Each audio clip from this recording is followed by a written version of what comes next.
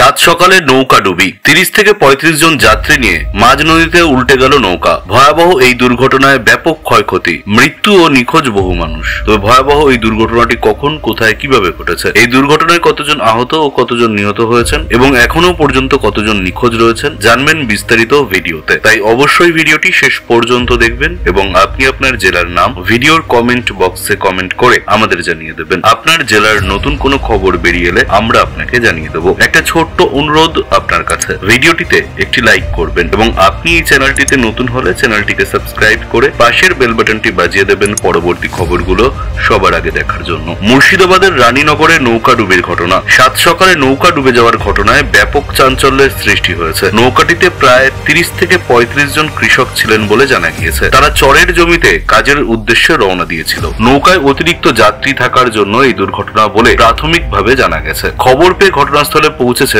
রানীগড় থানার পুলিশ। সুজন শেখ নামের এক যুবক এখনো নিখোঁজ রয়েছেন, তার খোঁজ করছে স্থানীয় বাসিন্দারা। মাছ ধরার জাল দিয়ে খোঁজ চলছে। মঙ্গলবার সকালে চর শরণদাজপুর কার্গিল ঘাট থেকে অপর পাড়ে যাওয়ার সময় একটি নৌকা উল্টে যায়। নৌকাটিতে প্রায় 30 থেকে 35 জন যাত্রী ছিলেন, তাদের মধ্যে অধিকাংশকে উদ্ধার করা হয়েছে। ঘটনাটি জানাজানি হতেই নদীর তীরে ভিড় জমিয়েছেন স্থানীয় বাসিন্দারা। সুজন শেখের পরিবারের লোকজন উৎকণ্ঠার মধ্যে আছে। প্রশাসনের তরফ থেকে ডুবুরি আনার প্রক্রিয়া শুরু হয়েছে। অন্যদিকে সোমবার বিকেলে গোসাবা ও বাসন্তীর গদখালির মধ্যে বিদ্যাধরী নদীতে খেয়া পারাপারের সময় একটি যাত্রী বোঝাই ভুটভুটি চড়ায় আটকে যায় মাঝ নদীতে। আতঙ্কিত হয়ে পড়েন যাত্রীরা। গোসাবা থেকে গদখালি আসার পথে দুর্ঘটনার কবলে পড়ে ভুটভুটি। নদীতে জল কম থাকলেও সেই সময় ছিল মারাত্মক স্রোত। বিষয়টি অন্যান্য ভুটভুটির মাঝিদের নজরে আসতেই তারা উদ্ধারের জন্য এগিয়ে যান, কিন্তু ততক্ষণে অনেক যাত্রী ভীষণভাবে আতঙ্কিত হয়ে পড়েছেন। অনেকে মাঝ নদীতে ভুটভুটি থেকে লাফও দিয়েছেন।